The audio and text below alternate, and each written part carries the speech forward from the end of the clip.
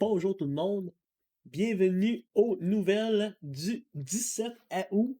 On est rendu à ma cinquième semaine que je fais des nouvelles, ça va quand même bien.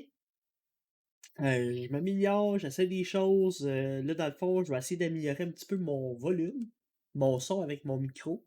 J'essaie un algorithme là, de RTX, puis j'essaie en tout cas différentes technologies, techniques, des trucs de son. J'essaie des choses, même si le son, c'est pas à 100% mon domaine, mais j'essaie des trucs. Bon.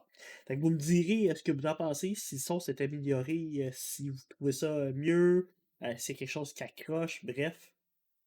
Je me suis rendu compte aussi que des fois, ma langue fait ça dans mon palais, puis ça faisait comme un bruit qui était super bien capté par mon micro. Ça aussi, genre de petits détails qu'on se rend compte là, en réécoutant des vidéos. Donc, cette semaine, encore une fois, je vous fais un 4 nouvelles à propos du sujet qui m'intéresse. Je fais un petit résumé là. Première nouvelle, une nouvelle techno, ensuite une nouvelle à propos des jeux vidéo, suivie d'une nouvelle sur le web, qui est mon domaine de travail, et finalement, une bonne nouvelle de manière générale là, qui touche pas nécessairement les technologies, mais qui fait du bien à entendre. Bon, donc, pour ma première nouvelle au niveau des technologies, ben, vous en avez peut-être un petit peu entendu parler début juillet, le gouvernement du Québec a fait une consultation, heu, dans le fond, une espèce de sondage pour voir si les gens seraient intéressés à une application COVID. Une application que vous auriez sur votre téléphone, autant Apple que iOS, Apple iOS que Google Android. L'application permettrait de vous avertir si vous avez été en contact avec quelqu'un qui a la COVID. Moi, je vous le dis, là, je ne veux pas faire tant de nouvelles à propos de la COVID, mais je trouvais ça quand même important de vous parler de cette application-là. euh, Parce que, bon, le gouvernement voulait savoir si c'était intéressant. Si vous avez suivi un petit peu aussi les nouvelles canadiennes, ben, vous avez sûrement entendu parler de l'application Alerte COVID qui a été lancée par Justin Trudeau. Puis si l'application fonctionne juste en Ontario pour l'instant. En tout cas, c'est l'application canadienne. Je l'ai regardé un petit peu, mais c'est pas quelque chose qui m'intéressait tant que ça. Mais j'étais quand même curieux un petit peu de savoir le fonctionnement de l'application, pour savoir comment elle fonctionne. Semblerait-il que ce que le gouvernement même du Québec serait intéressé, c'est une application qui serait déjà conçue. Là. Ça ferait un consultant qui a déjà fait une application dans le même style. Et cette technologie-là, elle n'utiliserait pas la localisation GPS, elle utiliserait la localisation Bluetooth. Fait que dans le fond, grosso modo, le principe, comment ça fonctionne, c'est que votre appareil se fait donner un identifiant aléatoire Bluetooth, il est activé. Il y a quelqu'un d'autre qui a l'identifiant Bluetooth aussi d'activer. Et ben, quand on se promène, ben, les 2 appareils, ils se rencontrent, puis OK, ils font juste un petit, «allô, allô», puis voilà, ça finit là. Par contre, si vous êtes diagnostiqué positif à la COVID, fait que là, ils vous font le test, dans le nez, ben, ils vont vous donner un code unique, un code qu'on rentre dans l'application. À partir de là, selon, tu sais, selon peut-être, le temps qu'on a eu la maladie, je ne sais pas si on est capable de savoir un petit peu ça fait combien de temps qu'on l'a. En tout cas, à partir de maintenant, quand on va croiser quelqu'un, si on a croisé quelqu'un, ben, ça va y envoyer une notification sur son téléphone. Puis c'est d'une manière unique, là, ils vont pas dire la personne, heu, que vous avez croisée à l'épicerie dans la rangée, des petits pois, a le COVID, là, c'est pas aussi précis que ça. Ça va vous dire: «Ben, quelqu'un de votre entourage a été diagnostiqué positif à la COVID, faites attention». Tu sais? C'est que dans le fond, grosso modo, c'est comme ça que l'application, fonctionne. Il y a pas d'identification unique, il y a pas, ça peut être pas directement la personne.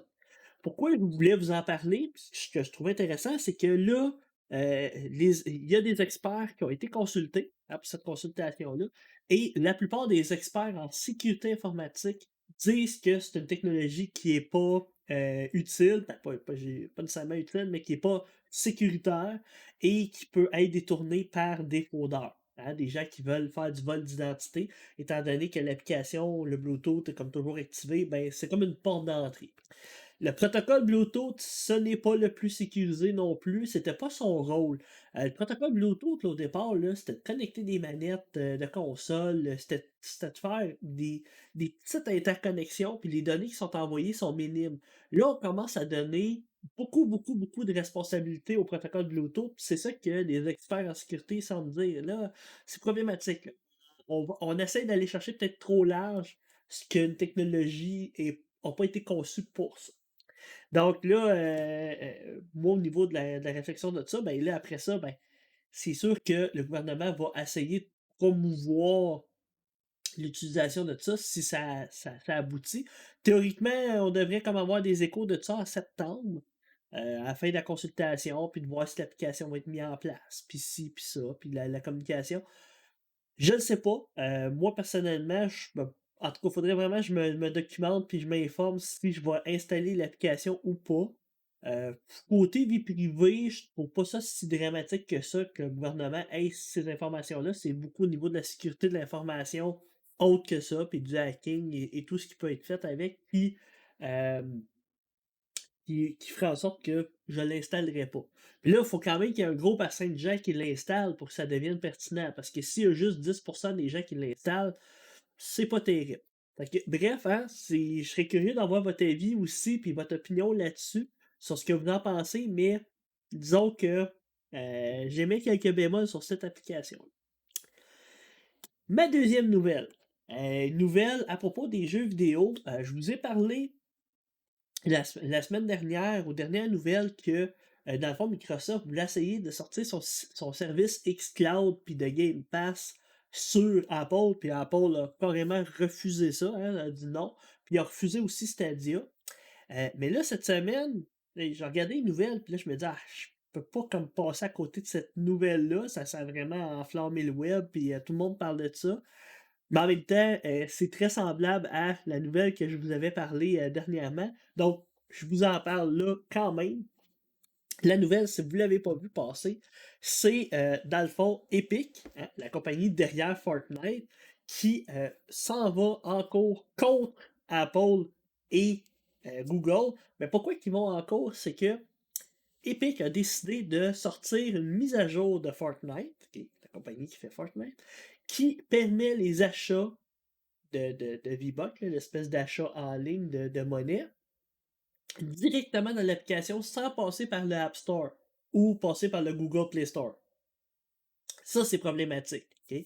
C'est problématique parce que, dans le fond, les redevances ne vont pas à Apple ni à Google. C'est que ça enfreint les règles d'utilisation du Play Store. Puis là, on se tombe exactement dans la même optique que Google et Apple avaient refusé.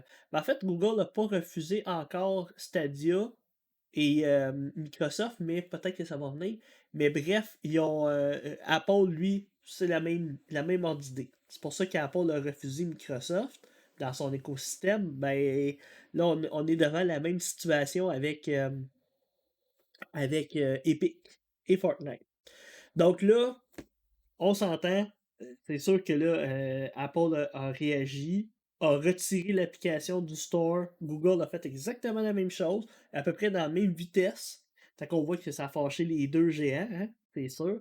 Et là, Epic s'en va en guerre autant juridique qu'au niveau marketing.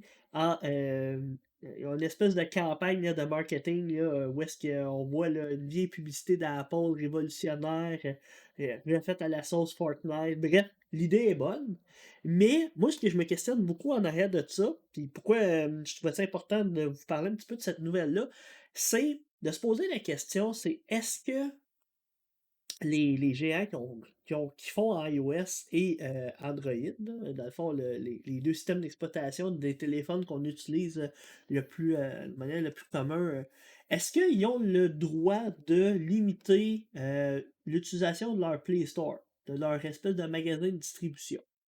Qui ont le droit de mettre les règles qu'ils veulent, puis de. Écoutez, ils prennent quand même 30% des profits, puis ils donnent 70% des profits. C'est quand même énorme. Puis c'est une des raisons aussi pourquoi que Epic, ce pourcentage-là, il est pareil sur ordinateur avec Steam. Là. Le pourcentage est presque identique. C'est un modèle qui est quand même pas mal utilisé. Ben là, Epic a décidé de sortir son Epic Store, puis de changer la donne. Eux, les redevances, c'est 12% à eux, puis 88% à l'éditeur de jeu. Ce qui est, c'est sûr, un peu plus fair, mais il faut prendre en considération que la plateforme Steam est pas mal plus grosse que l'Epic Store. Android, c'est pas mal plus gros aussi, puis iOS aussi, là, c'est beaucoup de développement, puis c'est beaucoup de travail, puis c'est un écosystème qui demande de la maintenance, de la mise à jour, des serveurs, qui demande quand même beaucoup de travail. Fait que, moi, mon opinion de manière générale par rapport à cette nouvelle-là, c'est euh, c'est sûr que je trouve Apple et Google gourmands. T'sais, 30% c'est beaucoup de la part de gâteau, mais c'est ce qu'ils estiment être correct. Et les deux se sont comme un peu entendus, puis même Steam fonctionne un petit peu du même principe. Donc, dans le fond, ce qu'ils disent, c'est nous autres, on vous offre le marketing, la plateforme centralisée, la sécurité, toute l'opération de manière générale. On vous offre les mises à jour, l'infrastructure, les appareils. Ben, ça, c'est les appareils Samsung ou iPhone qui ont leur propre appareil. Là. Mais on s'entend qu'il y a quand même tout ça qui est dans la balance. Et là, ils prennent 30%. Honnêtement, je trouve que c'est quand même fair comme montant, surtout qu'il y a quand même du travail en arrière. Puis c'est pas juste nécessairement fair, c'est aussi à mon sens, leur droit, étant donné que c'est leur système puis c'est leur application. Tu sais. C'est comme si on rentrait dans un commerce, qu'on allait prendre une canette de Coke, puis d'aller dire à la caisse, ben non, moi je veux pas de ta canette de Coke parce qu'il y a un autre commerce qui la vend moins cher. Je veux l'avoir le même prix que l'autre commerce, ou je veux l'avoir le même prix que Coke voudrait vendre cette canette-là. Tu sais. Je vais vous dire, là, si vous connaissez un petit peu le marché, euh, Walmart prend une grosse cote sur la vente des liqueurs ou de ci ou de ça. Dans le fond, ils ont dû baisser beaucoup leur cote de profit, là. Sauf que Walmart, c'est un gros commerce, puis ils achètent en grosse quantité. Ça a des avantages aussi pour des compagnies comme Coke, tu sais. Fait que c'est un peu donnant-donnant. Oui, c'est plate pour certains commerçants de vendre leurs produits moins chers à Walmart, étant donné leur pouvoir d'achat, puis un petit peu leur, il y en a qui vont critiquer Walmart là, de ce côté-là, là, mais moi, je pense que quand tu es un commerce, puis que c'est toi qui décides de vendre un produit, ben, tu peux aussi négocier. C'est ta décision. Là. Tu vends un produit ou pas, tu l'as dans ton store virtuel ou pas. C'est de mettre les conditions, je pense que, à moins que ce serait des conditions qui n'auraient aucun sens, là, mais là, des conditions qui sont de l'ordre monétaire, je pense que le commerce a le droit de dire un peu ce qu'il veut. Hein. C'est lui qui a un peu le dernier mot, c'est sa plateforme. Fait que, autant que ce soit un endroit physique qu'un endroit virtuel, en tout cas, j'ai bien hâte de voir la poursuite, qui va gagner. Mais n'oubliez pas qu'en arrière de Epic, il y a Tencent, qui est une compagnie chinoise, qui, elle, a beaucoup d'argent. Puis, dans le fond, là, c'est un peu hein, on est un peu en guerre commerciale là, entre la Chine, les États-Unis, puis Tencent est pas non plus la compagnie la plus fair et la plus gentille au niveau commercial. Là. C'est que dans le fond, de demander aux gens d'embarquer dans cette espèce de guerre virtuelle-là contre Apple puis Google, faut connaître un peu les compagnies en arrière puis de savoir que c'est des guerres commerciales. C'est que d'embarquer là-dedans, moi en tout cas, personnellement, autant en tant qu'utilisateur qu'en tant que joueur, qu'en tant que j'embarquerai pas. Puis à date, je sais pas au niveau juridique comment ça va finir, mais j'aurais tendance à dire que Google et Apple sont dans leur droit de faire ce qu'ils font. Fait que, on verra pour la suite. Maintenant, ma troisième nouvelle, une nouvelle à propos du web. Il y a une petite nouvelle au niveau du web qui a passé rapidement, puis je vous en parle parce que est en lien un petit peu avec une nouvelle que je vous avais déjà parlé. J'avais parlé que Mozilla, le site de développement, le MDN, le Mozilla Developer Network, avait quand même 15 ans, je crois, là, si ma mémoire est bonne. Le site web, ça fait quand même un bout qui existe. Et là, il y a une grosse nouvelle. Il y a 250 employés de Mozilla qui se sont fait mettre à la porte. Donc, ça fait en sorte que là, les gens capotaient, se disaient est-ce que le site va continuer de rouler? Ça a quand même été une nouvelle qui a fait des vagues sur le web, mais semblerait-il que, ben, c'est comme n'importe quelle compagnie là, qui met à pied des employés, des fois on n'a comme pas le choix de faire ce genre de restructuration-là, mais semblerait qu'il va quand même rester une petite équipe, vraiment réduite, mais qui va continuer de gérer le site web de documentation. Fait qu'on ne se retrouvera pas là, dans une plateforme qui est complètement déserte, c'est juste que elle va peut-être être moins maintenue, il risque peut-être d'avoir du contenu peut-être moins important, puis moins tu sais, périodique, là, ça doit être moins important au niveau des mises à jour. En tout cas, on verra la suite, là, mais ça, c'était une petite parenthèse par rapport à mes nouvelles, parce que ça a passé comme dans mon fil de nouvelles. Mais ma vraie nouvelle, en fait, je ne sais pas si vous connaissez la technologie TypeScript, ok, qui est une technologie par-dessus JavaScript qui permet de faire du développement JavaScript vraiment de manière rapide, intéressante. Il y a plein, plein, plein d'avantages d'utiliser cette technologie-là. C'est une technologie de Microsoft, mais qui est open source. C'est que dans le fond, eux autres, ils ont pensé à cette technologie-là avec le C Sharp. Puis, dans le fond, là, c'est la même gang qui font C Sharp, qui font TypeScript. Puis c'est un langage que j'aime beaucoup. J'aime beaucoup développer avec TypeScript, puis je me suis remis un peu à jour, puis j'ai retravaillé un petit peu avec cette plateforme-là. Super intéressant. Ben, TypeScript a mis à jour son site web. Fait que moi, j'avais été voir le site web au départ quand je m'en servais.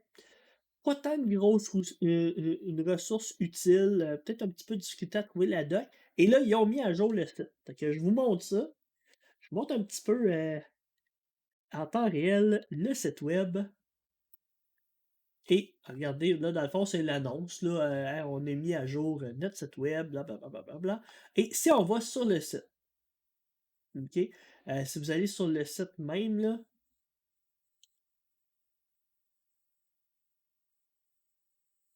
eux autres, ben c'est. OK, et c'est ici. C'est typescriptlang.org. Le site web, je ne sais pas c'est pourquoi ils ne pouvaient pas acheter le .org de. Disons que le titre est un peu spécial, mais regardez un petit peu là. Eux, ce qu'ils ont fait, ils ont fait quand même beaucoup de tests utilisateurs, ils ont demandé l'avis, ils ont amélioré la navigation, ils ont amélioré la documentation. Il semblait que la documentation était un petit peu dure à utiliser. Ça, j'ai pas été jeter des gros coups d'œil sur la documentation, mais de manière, ils ont expliqué, ils ont retravaillé un petit peu l'intro aussi de TypeScript. Donc, je trouve quand même intéressant le site web. Je trouve ça le fun qu'il l'ait mis à jour, mais une des fonctionnalités que je trouve vraiment intéressante de TypeScript, c'est que, bon, si vous êtes développeur JavaScript, puis vous dites, hey, j'aimerais ça l'essayer TypeScript, j'aimerais ça patauger dedans, puis pouvoir faire des petits tests, puis voir un petit peu comment ça marche. Ben, l'installer de base, c'est pas si facile que ça. Ça prend quand même un certain temps. Et là, ce qui est intéressant, c'est qu'ils ont fait un playground, une espèce de carré de sable, pour qu'on puisse s'amuser avec TypeScript. Ça explique dans le fond un petit peu comment TypeScript fonctionne, puis on peut aller voir des exemples. Fait que là, le basic Hello World, OK? Fait qu'on voit un petit peu, il y a un petit peu de documentation avec une constante ici, une autre constante, une petite concaténation dans un console.log. Et je peux faire un petit run ici. Puis là, dans la console de log, je vois le Hello World. C'est que je peux tester TypeScript directement avec des exemples, puis avec, dans le fond, la documentation, sans avoir à tout l'installer de mon côté. Vous pouvez le faire aussi sur CodePen, là, le site CodePen, mais je trouve ça quand même intéressant que OK, on veut voir un petit peu là, les objets puis les tableaux. Ouais, si je fais run, on voit toute l'explication. Si vous faites de l'orienté objet là, en JavaScript, c'est l'enfer, mais si vous utilisez TypeScript, c'est vraiment génial. Donc là, dans le fond, un paquet de petits tests avec des constantes. Là, dans le fond, ils font des tests là, selon l'exemple et tout. On peut tester avec la nouvelle version 3.9.2 ou d'aller à la version bêta 4. Donc, on peut faire des essais aussi comme ça. C'est que dans le fond, un petit peu de documentation sur le playground, mais ils ont vraiment, vraiment simplifié la patente. Vraiment, là. Puis la documentation, si on va la voir ici, ben, on a toute la documentation, il y a une espèce de handbook qui explique un petit peu avec la documentation est rendue en noir et blanc, là, un peu en dark mode, là, ce que j'aime quand même beaucoup. Avec des exemples concrets, c'est que vraiment, là, on sent qu'ils ont mis à jour le site web pour les utilisateurs. Euh, Si vous faites du développement logiciel open source, vous allez voir que la doc est faite par les utilisateurs. C'est souvent des wikis, c'est souvent des plateformes de collaboration, puis là, tout le monde de la même technologie peut participer, puis améliorer la doc. Souvent, ça rend la doc riche parce que s'il y a des exemples concrets, puis il y a des solutions qui sont vraiment reliées à la problématique que les utilisateurs ont, étant donné que c'est eux autres qui remplissent la documentation. Par contre, d'avoir de la documentation professionnelle de Microsoft, c'est quand même intéressant aussi. C'est comme un peu, des fois, j'ai vu des entreprises que la documentation était très bonne, puis d'autres fois, elle était vraiment pas bonne. Fait que là, en tout cas, ils ont l'air de vraiment travailler fort là-dessus, sur, leur documentation. C'est que chapeau à Microsoft pour ça. Fait que j'ai bien hâte de voir, les utilisations que je vais en faire, là, mais c'était ma petite nouvelle à propos du web. Ben, mes 2 petites nouvelles, là, hein. Je vous ai parlé un petit peu de Mozilla aussi au début. Et pour finir, ma bonne nouvelle du jour, j'en ai quand même lu quelques-unes, mais en fait, il y a comme une bonne nouvelle et une nouvelle complémentaire à cette nouvelle-là. Euh, En Suisse, il y a eu, dans le fond, le premier vol du premier avion complètement électrique. Si vous voulez voir un petit peu de quoi il y a de l'air, là, je vous le montre. Premier avion électrique qui a fait un vol. Bon, il semblerait que son autonomie est de 50 minutes avec un petit spare, là, une petite batterie de plus de 10 minutes là, pour peut-être être capable d'atterrir s'il y a de quoi. Là. Mais bref, un des premiers avions qui est totalement électrique, puis dans le fond, là, c'est assez nouveau. Puis je trouvais que c'était une bonne nouvelle dans le sens que on s'entend que normalement, hein, l'électricité, c'est au niveau de l'environnement meilleur que de l'essence, là, à cause du CO2 qui est émis. Donc, c'est sûr que de favoriser les véhicules électriques et les avions électriques, c'est mieux. Par contre, dans cette bonne nouvelle-là, comme bémol, c'est sûr que faut garder en tête que générer de l'électricité, ça consomme aussi du gaz carboné. Et l'avion aussi en tant que tel a une empreinte écologique aussi, là. Donc, c'est pas parce qu'on a un véhicule électrique là, qu'on est rendu des monsieur verts, là, puis qu'on est des pros environnementaux. Le véhicule électrique peut, euh, à cause de la gestion de l'électricité, causer plus de gaz à effet de serre. Si on charge notre auto aux États-Unis puis que c'est une usine de charbon qui nous donne l'électricité, on s'entend que c'est pas plus vert. Au Québec, c'est mieux, c'est sûr. On a les barrages hydroélectriques, on est quand même bien chanceux là-dessus, mais c'est pas tous les pays qui ont des énergies électriques complètement vertes. Bon. Où est-ce que je veux m'en venir avec ma deuxième petite nouvelle? C'est que, justement, il y a de plus en plus d'utilisation d'énergie renouvelable pour générer de l'électricité. Ça s'en va quand même en baissant, là, les usines de charbon. C'est quand même en diminution. C'est pas parfait, mais dans le fond, la technologie s'en vient de plus en plus efficace. Puis on se rend compte que c'est de plus en plus faisable de faire des éoliennes, de bâtir des trucs à l'énergie solaire. Donc, ça devient quand même une technologie qui est abordable et utilisable. C'est sûr que si on compare euh, la diminution dans les pays, mettons, en Europe et aux États-Unis, il y a quand même une bonne diminution des usines de charbon, mais en Chine, il n'y en a aucune. Tu sais, je pense qu'ils ont baissé de 2%. Si on voulait vraiment avoir des gros impacts sur l'environnement, il faut vraiment baisser plus que ça. Je pense que c'est comme 13% à chaque année qu'il faudrait qu'on baisse là, pour pas qu'il y ait de trop grandes problématiques au niveau des changements climatiques. Mais bon, au moins, on est en train de développer des solutions alternatives. On ne se retrouvera pas les culottes à terre quand on va peut-être être obligé de changer. Puis ça pourrait arriver. Là, c'est sûr que c'est les premiers avions. Hein? C'est les premiers avions. Il n'y a pas encore de Boeing complètement électrique, mais tu sais, on voit où est-ce que ça s'en va. C'est sûr que peut-être que ça ne s'appliquera pas à tous les types de modèles d'avions, puis peut-être qu'on ne réussira jamais à faire un avion électrique de type Boeing. Ça se peut. Mais au moins, si on est capable d'avoir un certain nombre d'appareils aériens, tu sais, des hélicoptères, des petits avions, des petites choses comme ça, pour l'utilisation de base aérienne électrique, ben, ça serait super bien. Tu sais, on voit de plus en plus d'autobus électriques. Ben, tu sais, on pensait pas que ça allait être possible, mais là, ça commence à être dans le domaine du possible, des autobus électriques. C'est vraiment des belles avancées technologiques. Puis c'est pour ça que je voulais vous partager cette bonne nouvelle-là. OK, il est rendu 24 minutes. proche du 25 minutes. Fait que j'espère que mes nouvelles vous ont intéressé. Écoutez, si vous avez des commentaires à propos de la qualité du son ou à propos de quoi que ce soit, gênez-vous pas, je suis bien ouvert à ça. Et ben, je vais vous souhaiter une super belle semaine. Moi, ma session commence bientôt. Fait que bonne semaine tout le monde. Puis à la prochaine. Ciao.